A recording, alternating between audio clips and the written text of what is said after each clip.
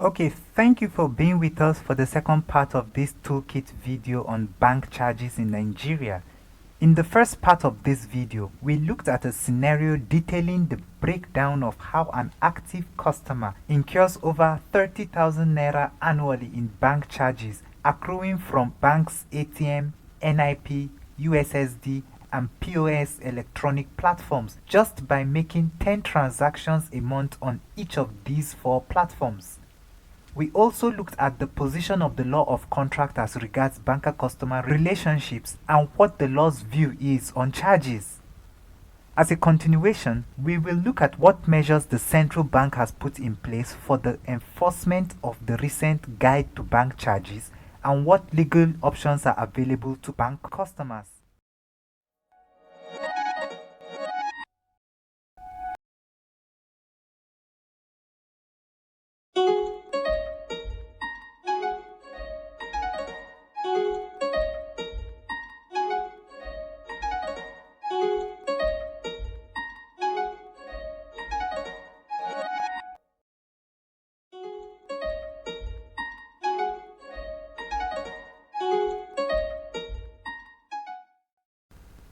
As regards enforcement of the provisions of the recent guide to bank charges, the central bank has included commendable innovations. Prior to the current release, other guides to bank charges neither carried responsibility or accountability provisions, nor specific sanctions for non-compliance. However, this time around, the central bank requires all executive compliance officers and heads of information technology departments in banks to ensure that their financial institutions are compliant with the guide, that there is full disclosure of charges at the point of consummation of any transaction, and finally, that they render monthly reports on all failed transactions. These reports will go a long way to prevent instances where banks charge for services not received and to address the issue of excess charges. Another helpful innovation is the sanctions included for erring financial institutions. These sanctions include a 2 million naira penalty for any infraction of the provisions of the guide, or for wrongfully imposing a charge on a customer's transaction, or for failure to comply with any CBN directive issued to a bank to rectify an infraction. Furthermore, every customer complaint must be logged into the Consumer Complaint Management System, failing which a penalty of 1 million naira per breach will be levied on the erring financial institution. It is important to note that on the same day the guide to bank charges was released, the central bank also issued the Consumer Protection Regulation. The provisions of the Consumer Protection Regulation also reinforce the duties and sanctions listed above. Under the regulation, Section 4.3 and 4.4 emphasize the requirements for full pre-contractual and full contractual disclosure accordingly on financial products and services, including what charges apply to a transaction.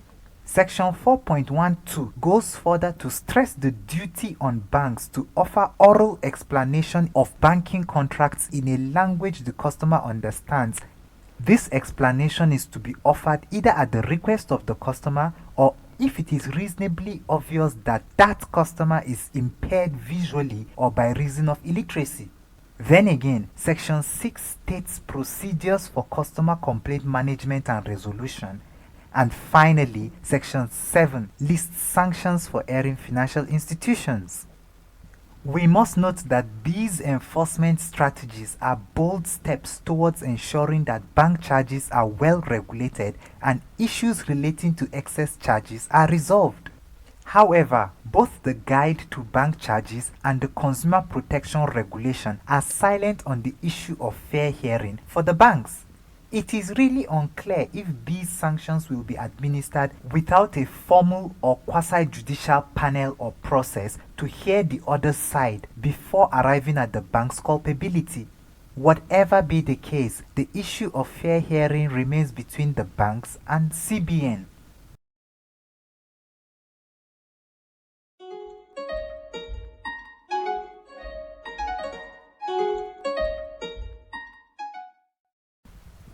What you as a customer can expect is for these sanctions to be marshaled out in company of other directives that ensure resolution of your complaint.